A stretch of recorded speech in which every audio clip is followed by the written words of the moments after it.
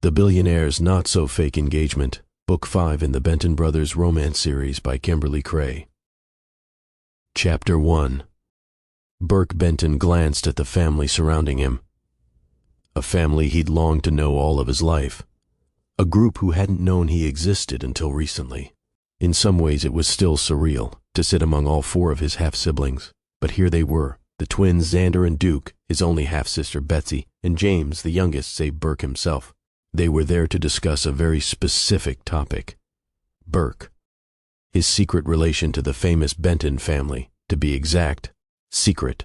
The mere word made Burke cringe. It had him thinking of his recurring nightmare, one where Burke stood on the stage of a random TV game show, looking dumbfounded as an exuberant host announced him. Meet Burke Benton, billionaire orphan who moved from Manhattan to California in hopes of knowing his late bio-father's kids, aka his very own half-siblings and the only family he has left. A shimmering curtain parted on the other side of the stage as the host announced the next guests. Now meet more billionaires, he said with a laugh. The famous Bentons, a family with absolutely no need for a tag-along who could bring down their family name with secrets they'd like to keep secret. Will Burke weasel his way in and get the family he's always dreamed of? Or will he head back to Manhattan and live a life of solitude? A life of solitude did feel like the alternative. Of course, the family had been gracious and welcoming, he could say that much. But there was a reason Burke's newly purchased LA penthouse was collecting dust. A reason he'd stayed in one outlying town after the next, flipping properties under his former name, Burke Richards. It was a reason that Lorraine, the family's paternal grandmother, was about to address. Unlike those seated at the table, Lorraine stood at the head before a whiteboard. It was her office, after all. A very large office connected to the woman's popular bridal shop, with its dangling chandeliers, white marble round table, and matching leather chairs. It was suited for a queen, rather fitting for the powerful billionaire widow known for her business savvy, generous heart, and fierce loyalty. Burke, the woman said with a grin, I speak for all of us when I say that we're thrilled you've decided to move to LA. I've been hoping you might for some time now. Burke nodded. Thank you. I know I'm glad, Duke blurted. I finally got some decent competition on the golf greens. Xander, Duke's twin, rolled his eyes. Lorraine cleared her throat and turned back to Burke. But you've expressed a certain reservation about being in the public eye, which is why you haven't moved into your penthouse yet. Your concern centers around the fact that, while the public is very familiar with our family, they don't yet know that you exist. You worry about rumors starting. Burke nodded, knowing he wasn't the only one in the room with that concern. Who would want to reveal their deceased father's deepest secrets? I'm sure it's because of Mom, James said. She's paranoid about people knowing that she and Dad were separated. Yes, but they worked things out and stayed together, Betsy pointed out. That's an admirable thing. People won't assume they were separated, Xander said. They'll figure Dad stepped out for no reason. I know it was wrong regardless, but still. He stopped there and shook his head. That's where my concern lies too, Burke admitted. I know that your parents were on the outs when my mom got together with Jonathan. I know he felt awful about the fact that she became pregnant and he was still raising a family in LA. Burke dropped his gaze to the table for a blink, running his thumb along the marble edge. Jonathan Benton had gifted Burke his first million on his 18th birthday, something he'd done with all of his kids. Likewise, he'd written Burke into his will, leaving him $1 billion, in fact, that had to count for something. When I moved here, Burke continued, I wasn't thinking about the complications it could bring, the questions and rumors that would rise when some mystery Benton brother strolled into LA. It's a valid concern, Xander, the more serious-natured twin, said. But we don't want you to feel like an outsider, man. You're one of us. You shouldn't have to hide out in all those podunk towns for our benefit. James nodded. I agree. We've dealt with the tabloids enough times. We can handle it. Burke allowed the oncoming pool of warmth and acceptance to wash over him. Until he showed up over the summer, only two in the family had known Burke existed. Lorraine, mother to their deceased father, and Claudia, the woman his father had, essentially, stepped out on when Burke was conceived. Claudia was the only one not at the meeting. Lorraine caught Burke's eye and gave him a satisfied grin. See, they want you here as much as I do, which is why I've come up with a plan. Burke's brows shot up in surprise. He saw similar expressions on the others too. Lorraine wrote the word secret on the board. wrote an equal sign parallel to it, then drew what looked like the big flame of a fire. Secrets spread like wildfire. More often than not, those secrets are based on assumptions, false ones. So what happens if, this time, we take the power into our own hands? She proceeded to draw an X through the word secret, reinforcing it by repeating the action 2 more times. She put a cap on the marker, spun to face those at the table, and folded her arms. Let us tell the world about you, about the wonderful addition you are to our family. The public knows that these guys lost their father, she said, waving a hand over the group. They know they lost their grandfather in the same accident, and that they tragically lost a brother not long ago too. This, of course, Burke remembered very clearly. The day he'd heard that Winston, the youngest one closest to his age, died of an overdose. What they don't know, Lorraine continued, is that they've since gained something very precious, an unexpected piece of their father, in you. It's a gift. Burke tried to wrap his head around the comment. He'd felt more like a curse to the family, in truth. Had he not recently lost his mother, that very fear might have kept Burke from ever seeking a relationship with them. You're a gift to us, Lorraine said again. I'd like to tell the world about you myself. I'll clarify that your father was a mere signature away from divorce, and that they later reconciled. No assumptions, no juicy gossip, at least nothing too scandalous since we're the ones sharing it. At that point, your concerns will be made moot. How do you plan to do it? Duke asked. A morning show, Lorraine said. Probably mornings in mind with Samantha Pingley. I was thinking it could be a Christmas special since it centers around gifts and all. But it's only fall, Xander pointed out. Is he supposed to hide out until then? I don't mind, Burke assured. I just bought a big piece of property in Piney Falls. I'm heading there next to check it out. You mean Tiny Falls, Duke said with a laugh. James gave Duke a nudge. We're having Thanksgiving at the cabin anyway, he said, turning to Burke. You can join us there. It's close to Piney Falls and it's private too. Precisely, Lorraine said. Besides, the Christmas season starts right after Thanksgiving. That's not far from now. Her face shifted then, her pleased expression drifting to something more inquisitive. Now, she said, a crease forming at her brow as she narrowed a look at Burke, is there anything we should know about you? Better we know now than to have the media dig it up and surprise us. A secret scandal back in Manhattan? A misdeed swept under the rug? A woman scorned that might come after you or your money, Betsy added. Psh, you mean multiple women scorned, Duke said. Look at this stud. He's a Benton. He's been breaking hearts since he was 12, just like the rest of us, right, man? Burke allowed for a grin. That was probably true for them. In fact, they had each recently found their match, fallen in love, and made it official through vows.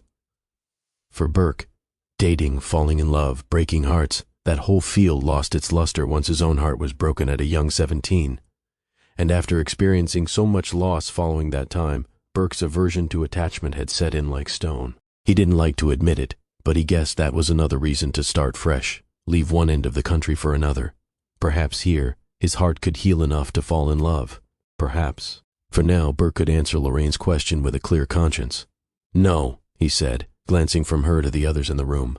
No scandals or love interests to speak of. Yet, James shrugged. He's a Benton. It's inevitable. He'll probably pick up a country girl in Piney, Duke said. One who's got mad skills on the banjo. The table broke out in appreciative laughter, Burke's included, though he knew they were wrong. He'd been through several of the neighboring towns, and this one, Piney Falls, was the smallest one yet. What kind of trouble, or woman for that matter, could he possibly find there? Chapter 2. Justine pressed her thumb into the avocado in her grip, firm with a hint of give beneath the pressure. Perfect. She set it into her basket while humming to the Christmas carol playing throughout the store. And while she loved the song, Justine wasn't personally dreaming of a white Christmas. She was dreaming instead of the magical Christmases in her small town of Piney Falls, California. With the illuminated street lamps draped with garlands and bows, the charming ice rink at Town Square, and the sheer excitement she saw in each child's face. Of course, the town wasn't lit up just yet. They had Thanksgiving to enjoy first. Justine reached for the avocados once more, hoping to score another almost ripe one, when a familiar voice sounded from behind.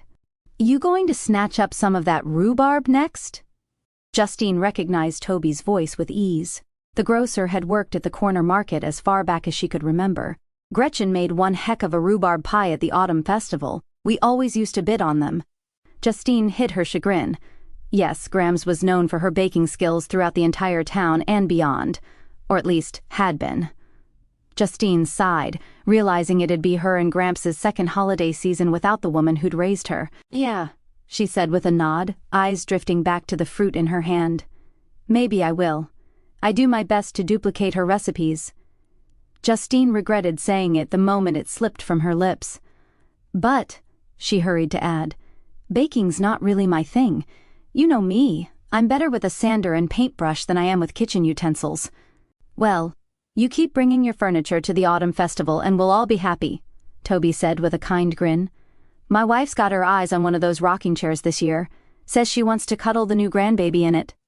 Well, that makes me glad that I'm selling 2 of them this year. She'll have her pick. It was a beautiful image, one that had her wondering how many times Grams had rocked her as a child, and had she ever shared such a moment with her own mother before she'd taken off? Another question came to mind, one that had begun to nag at her recently. Would she get to cuddle a baby of her own one day? It had never been much of a question before, more of a given. But the prospects in town were, well, she'd grown up with most of them, and as kind as they were, she couldn't see herself marrying a one of them. The trouble was, Justine had no interest in dating someone outside of town, particularly the businessmen who tore through in such a hurry, anxious to catch their next buck and be where the action was. She considered that as she ventured toward the cranberries. It would probably add a very bright spot into Grandpa's Thanksgiving if she learned how to make Grams's fresh cranberry tart this year. Perhaps Mimi would help. She and Justine's grandma were quite the team in the kitchen. She tossed a bag of cranberries in the cart, then moved to the rhubarb next. Who cared if she hadn't mastered the pie recipe? Hey, I meant to ask, Toby piped as she set the freshly bagged stalks into the cart. With the autumn festival approaching, you think we might get the chance to meet that successful fiance of yours? Justine barely covered a gasp. How in heaven's name had he heard about that? She'd specifically told Gramps not to tell anyone. Mrs. Whipple, Justine's third-grade teacher, wheeled her cart nearby as well. I was wondering the same thing, the woman said, making her way to the Granny Smith apples. Outsider or not, he should definitely be at the town's largest annual event. Especially seeing that you're the one who puts it all together, Toby added. It felt like a furnace had taken residence in her chest, fire-hot flames that fanned heat right into her face. True, she admitted, guessing that if she did have an out-of-town fiancé, she'd want him to fly out for it. I don't think he'll be able to make it this time. Okay, things had officially gotten out of hand. And by things, she meant the little white lie she told Gramps to get him off her back about finding a man. The shocking thing was, it had worked. The white lie, as she liked to think of it, bought her total freedom from the man's pestering about finding someone. He did, however, bug her about meeting him sometime. But this was too much. She had not expected him to spout it off to the whole town, especially since she'd asked him to pretty please keep it under wraps.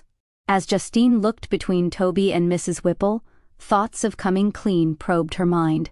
Just tell them what you did, why you did it, and ask them to not give you away. Yeah, Justine, came the unmistakable nasally voice of her old classmate, Brittany Clementine. Do tell us about your rich, dreamy boyfriend who's planning to marry you, but oops, he's never even come for a visit. First of all, Justine had never claimed he was rich, just too busy with work stuff to leave. Gramps must have done that on his own. Moreover, Justine hadn't told one other living soul that she was engaged. Her desperation to squash the lie grew stronger still, like a foot hovered over a very poisonous bug. One that, if it wasn't squashed, would only keep growing bigger. She spun around, daring herself to do that very thing until a glimmer of gold caught her eye. Gold that shone from Brittany's left ring finger. Oh, this? Brittany said proudly. Isn't it pretty?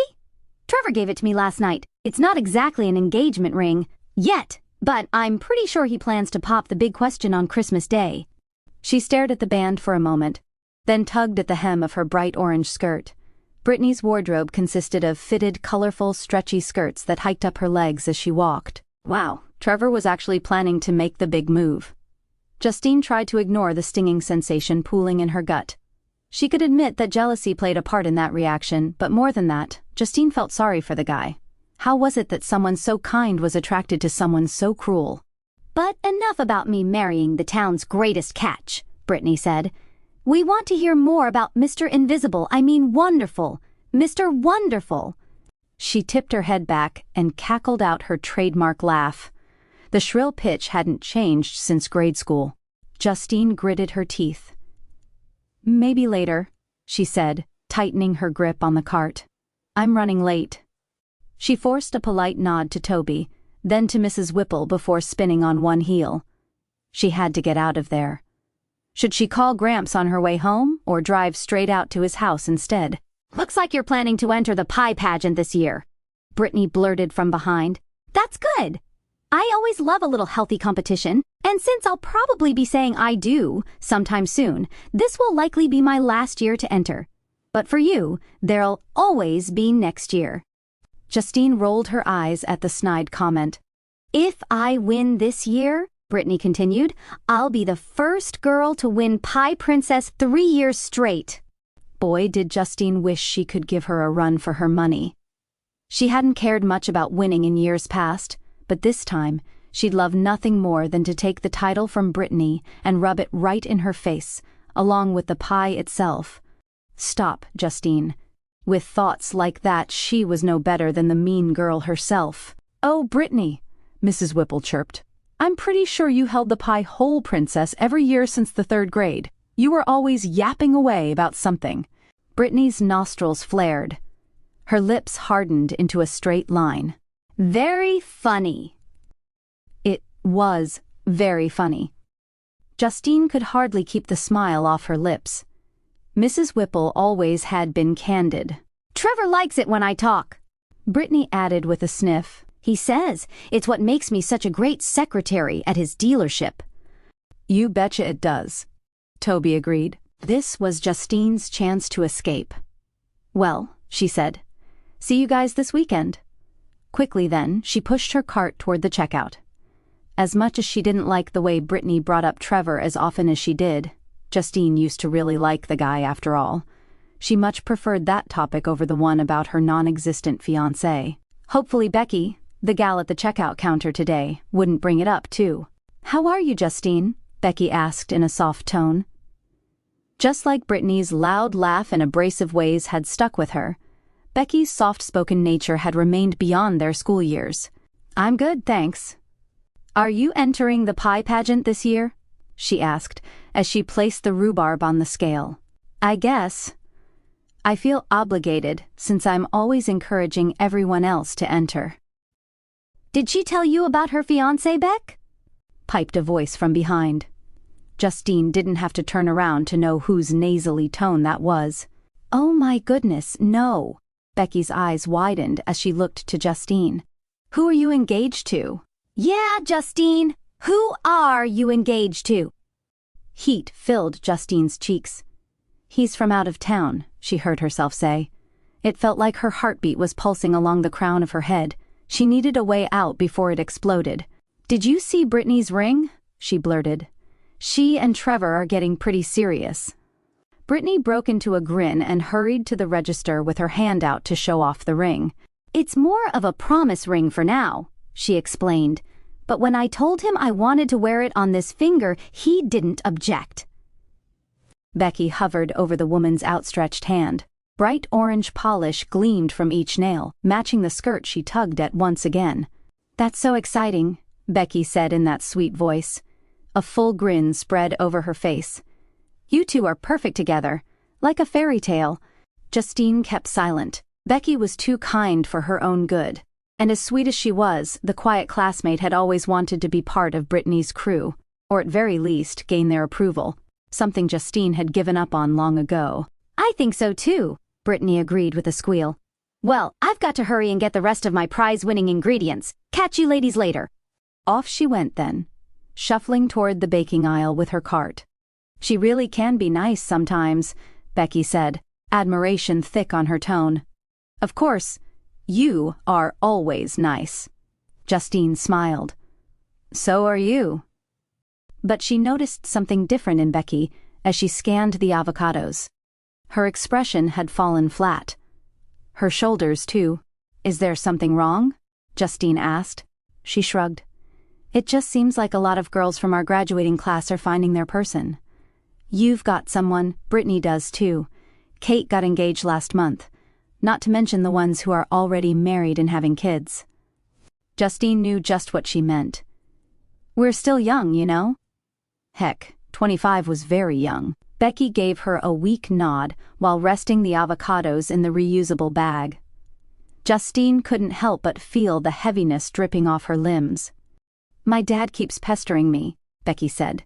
"He says that I need to get onto one of those dating sites." "It wouldn't hurt," Justine said, "if you feel ready to meet your person." "Is that what you did?" she asked, a hopeful gleam in her eye. Justine hedged before answering. It's what she'd told Gramps she'd done. "I know that's how a lot of people meet. But for me?" Her heart raced as she considered doing what she was about to do. She leaned in a few inches more, far over the pay pad, and took her voice down to a whisper. "Your dad pesters you about dating. My granddad did the same thing.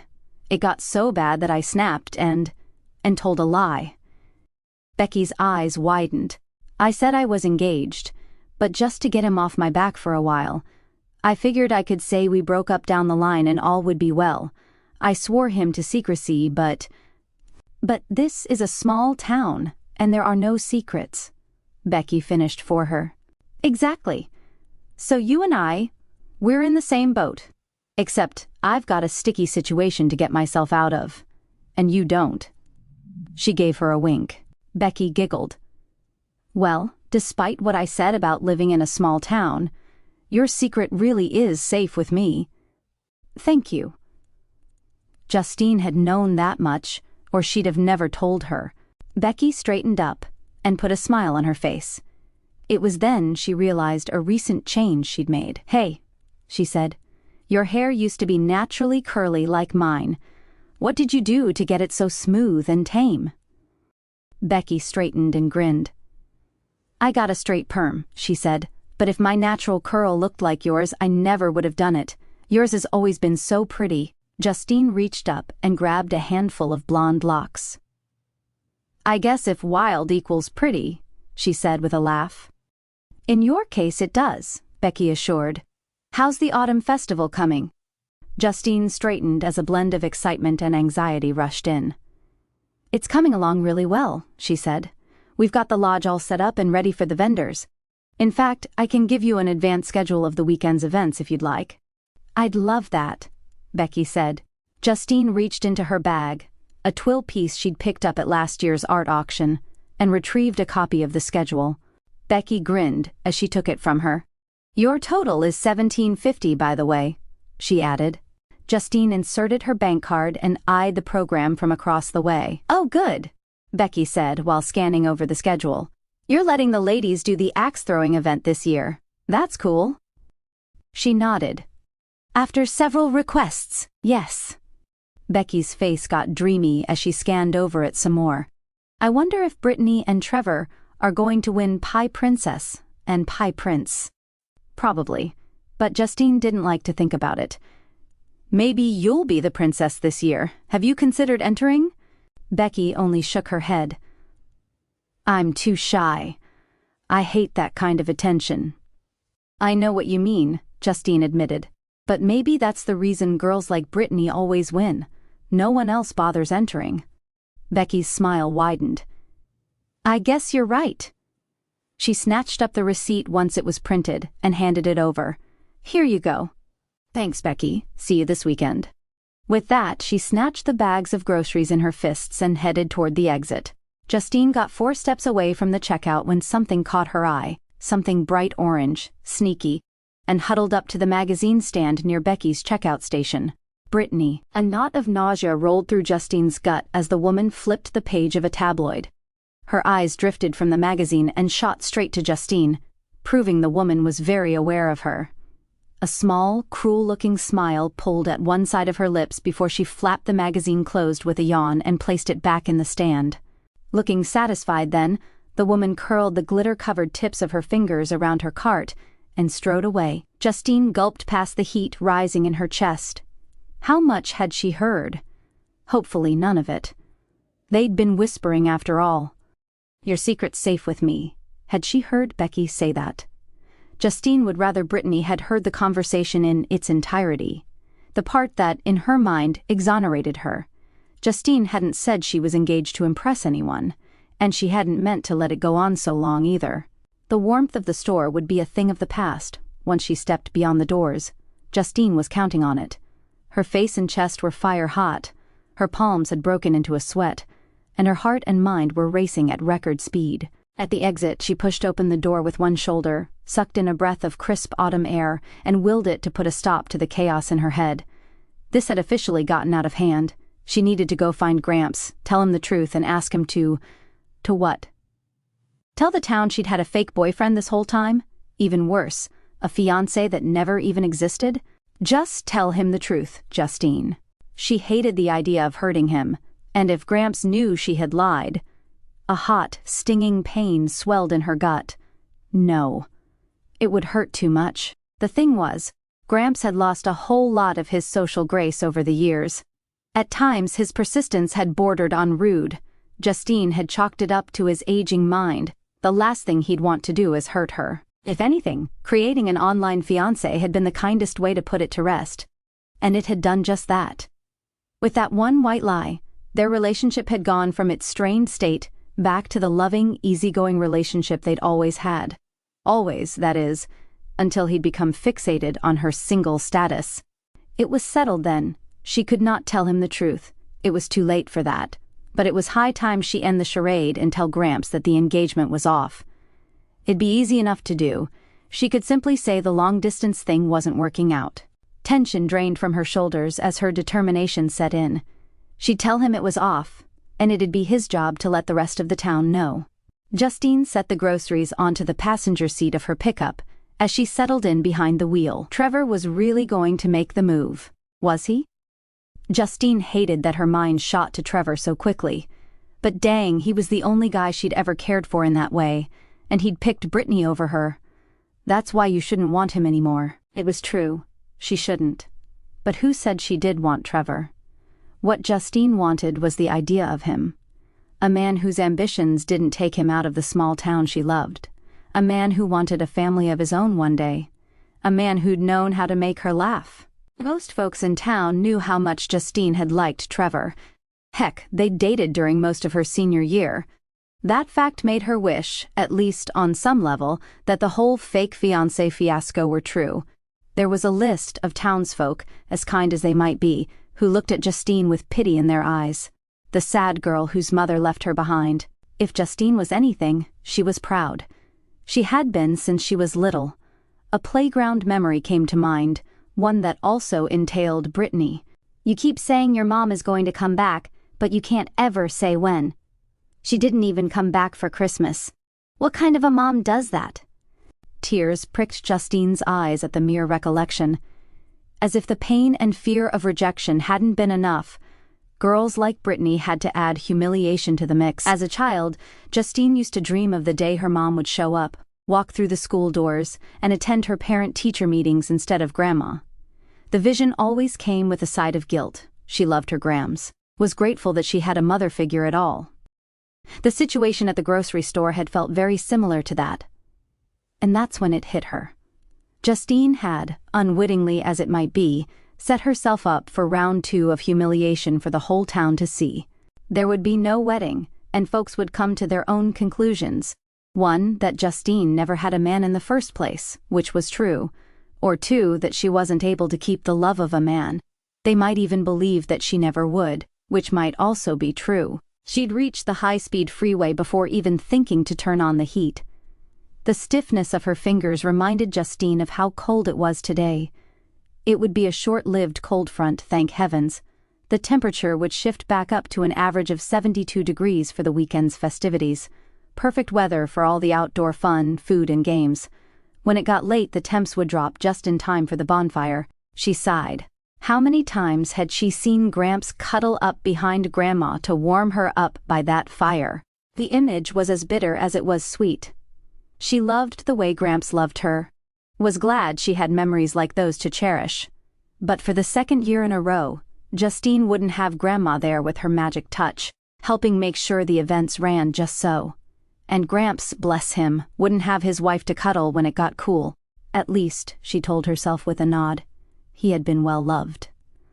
That final thought, as pleasant as it might be, held hints of bitterness too. It led to a question she didn't like asking, but one she couldn't ignore forever.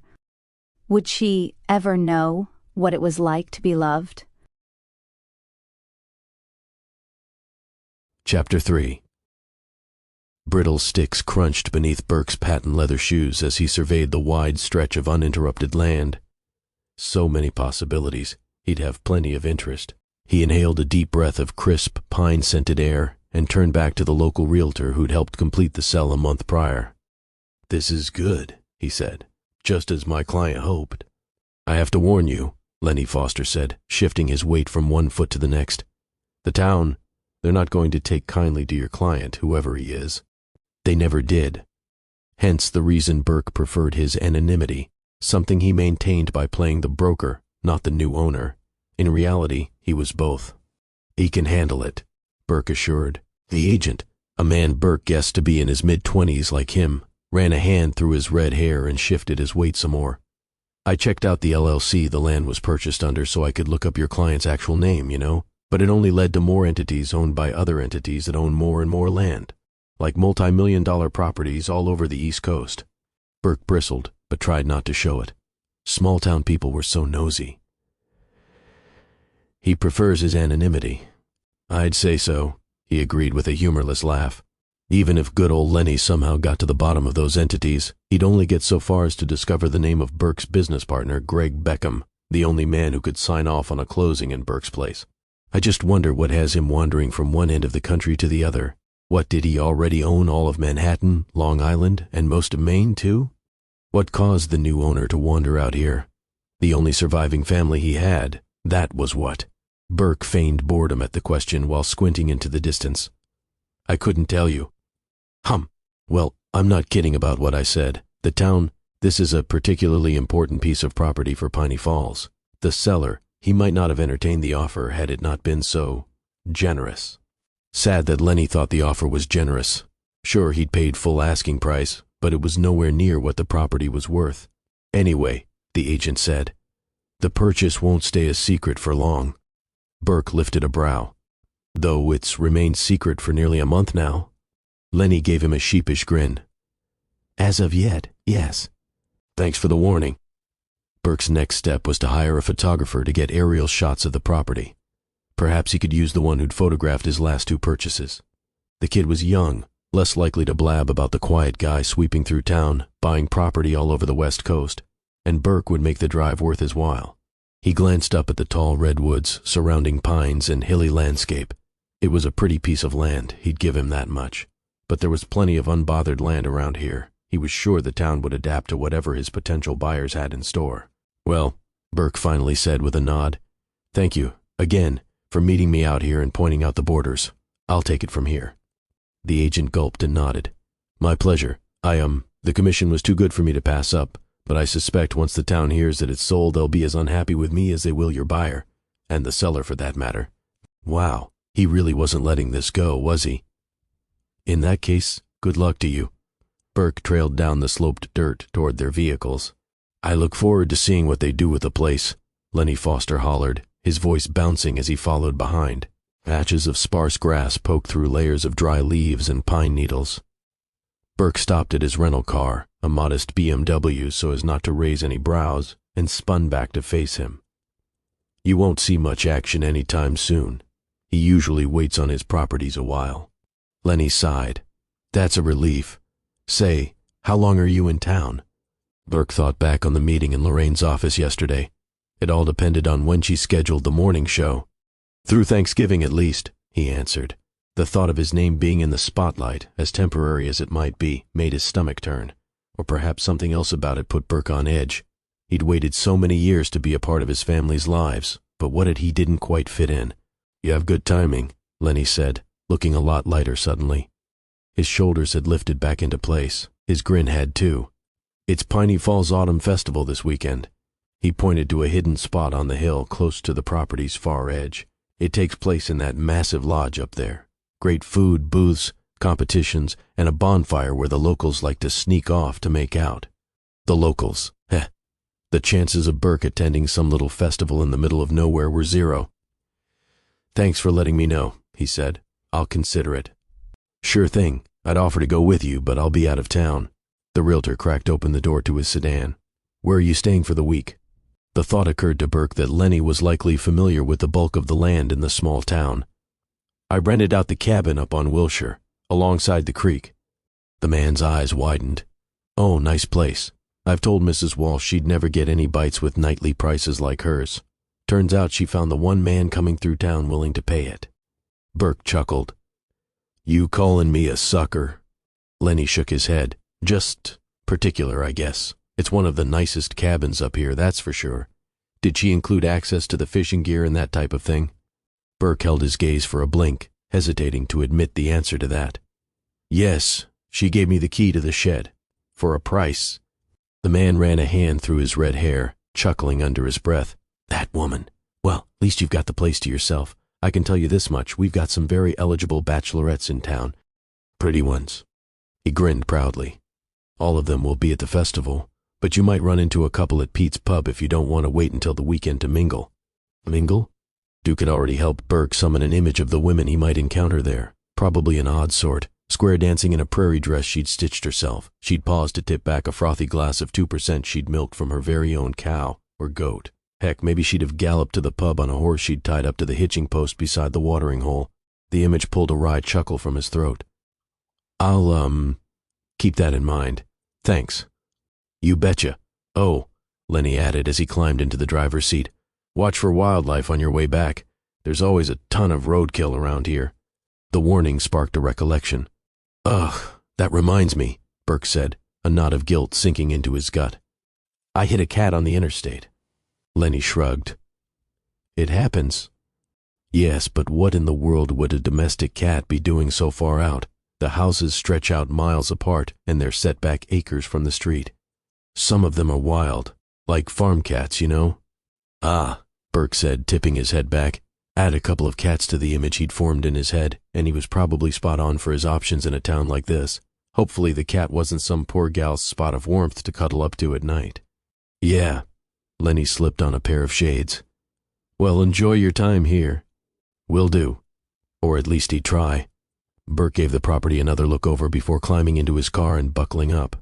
It wouldn't be the greatest property he'd flipped in his career, but it was a very good addition to his modest purchases on the West Coast. A bit of pride seeped in, lifting his shoulders a notch as he pulled in a satisfied breath. He'd done it. He'd officially left the East Coast behind. When Burke turned 18 and received his first million from the father he never knew, he also had his first conversation with the man. That's when Jonathan told Burke that he'd very much like to be part of his life.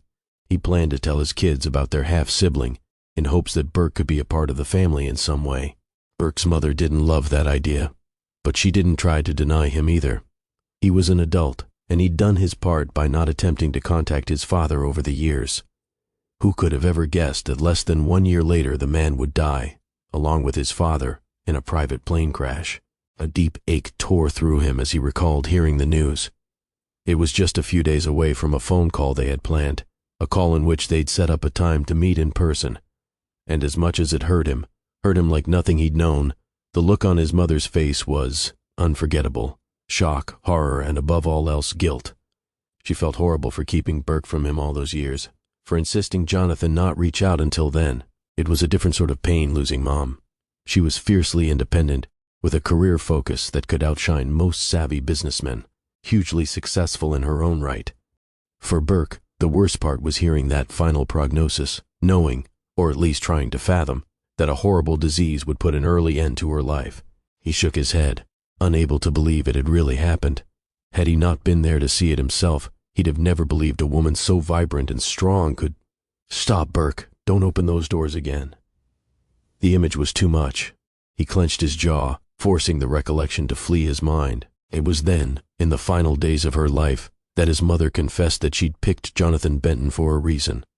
It was the very fact that he wasn't available. She wanted a child, but she didn't want the man. And a man who was raising a family on the other side of the country, a man who had no idea of her intent during the time of the affair. That, coupled with his intelligence, good looks, and other admirable traits, made him, according to her, the perfect candidate. Burke tried very hard not to resent her for that. Still, as lonely as it was, being an only child to a work-focused parent, he longed for the family he only partially belonged to. A deep and aching sigh pushed through him. Burke was grateful for the money and the financial advice his father had given him, but Burke would give everything he owned to have just one day with the man. That loss was an unreachable ache in his heart, a problem he'd never solve, the prize that money would never buy him. Burke weaved the small car along the winding street until he came to the interstate once more. A memory of the calico cat darting across the street came to mind. He groaned and tightened his grip on the wheel. He'd been taught from an early age to not brake for a small animal. "Better to hit a cat than risk your own life," his mom would say. Until today, he'd never faced the unfortunate dilemma. He shook off the incident and snatched his sunglasses from the dash, yet just as he slid them onto his face, Burke realized how quickly he was gaining on the vehicle ahead, an old pale blue truck. The classic Chevy was in good shape from the looks of it. Too bad the same couldn't be said about its driver. Not only were they crawling along at a snail's pace, they were swerving too. Perhaps an old local was driving under the influence. Great. Burke brought the BMW to a slow. He squinted, hoping to glean a glimpse of the driver, when the truck swung hard to the left, veering over the yellow dashed line. "Whoa, buddy, get a grip." As if just noticing the error himself, the driver swerved hard to the right next. Burke's heart pumped out a thunderous beat as the truck teetered, putting inches of air between the pavement and the left side tires. Lord, don't let them roll. The pickup swerved once again to the left, then to the right, and soon it straightened out completely, all four tires on blessed ground. The tension in his limbs softened. "Thank the Lord," he muttered. Yet before he could match the truck's slowing pace, it slowed even more. Now it was Burke swerving to avoid the oncoming traffic, and then the dang truck that still hadn't managed to get out of his way. The tires gave out a hot screech as he came up behind the Chevy, the truck's massive bumper growing closer and closer still as the smell of burning rubber hit the air. "Come on. Stop, stop, stop." Crack! The sound, accompanied by the slightest jolt, told Burke that he hadn't missed the bumper completely. He'd nicked it, just barely. A curse slipped through his clenched jaw as anger tightened his frame from head to foot. Concern had gone right out the window. Now he was just pissed. How hard could it be to just drive in a straight line without swerving all over the place? How hard could it be to just get out of the way before slowing down so much that you cause an accident? Burke took the car out of gear, cranked the parking brake, and shut off the engine. After climbing out of the car, he hurried to survey the damage. The shiny grille showed the slightest dent, indicating where he'd nicked the truck's bumper. A dozen possibilities came to mind as he considered how to address the driver. "Hey, buddy, try getting a driver's license before getting behind the wheel next time." Or, "You'll be glad to know that I've called the authorities and told them to bring their handcuffs. One of us is going to end up in them." Gravel crunched beneath his boots as he marched toward the driver's side window. The words, "What the freak is wrong with you, man?" taking the lead. He peered through the glass, ready to take in the face of his offender, when the sight of curly blonde locks caught his gaze. Okay, so it was a woman.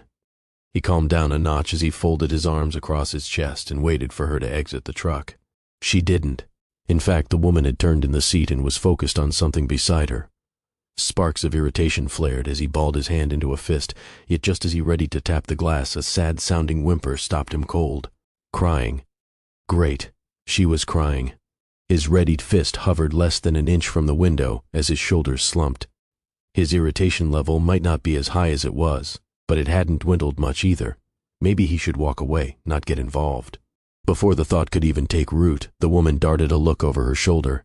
At the same time, she flung open the door and cracked him right in the shin. The sharp and sudden pain had him stifling another curse. Geez, was this lady trying to kill him? "Sorry," the woman sobbed as Burke cupped his shin with a hand. Blood seeped through his suit pants and onto his palm. He glanced up, summoning something other than "yeah, right," and met eyes with her at last.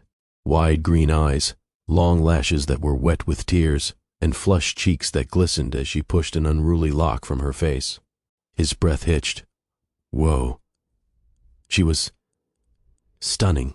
She's dead, the woman sobbed. Burke leaned far over to see what she was referring to. He caught sight of a shallow box first, the corner of a flannel blanket within, and then came a sight that made his stomach churn, a calico paw. He groaned and pulled away. She was the countrywoman he'd feared affecting, and the cat he'd hit was her something warm to cuddle up to. Who does this? She asked with a sniff. Who just carelessly runs over a soft, beautiful creature like this and then leaves it on the street to die? Burke took his hand off the wound and straightened up.